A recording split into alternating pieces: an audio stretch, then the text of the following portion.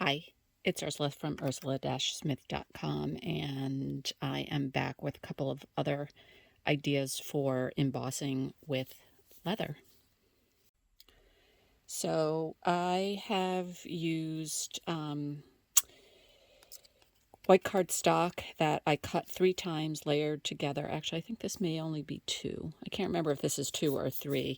But I've used this to roll leather, and I have other videos on how to do this, but I just wanted to mention that the this time what I did was I layered the leather and then the cardstock pattern, and then I used window screening on top of it, ran the whole thing through my Sizzix Big Shot, as I've done in other videos, and I got, if you can see, the impression of the screening on top of the raised portion.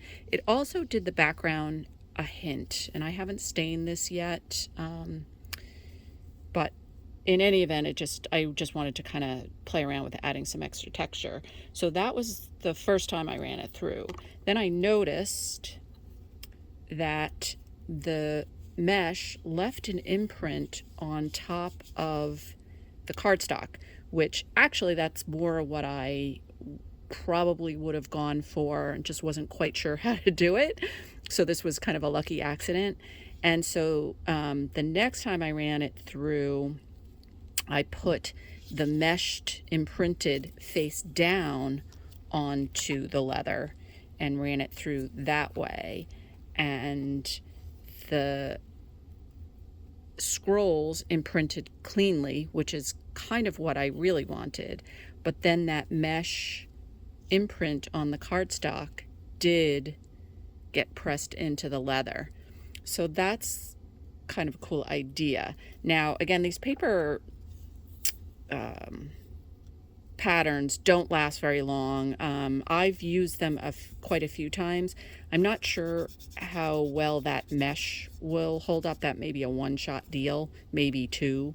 But if you notice, I wasn't careful when I pulled this pattern off, and since the leather was wet, the little teeny scroll in that hole stuck to the leather, and I yanked it and broke off the piece.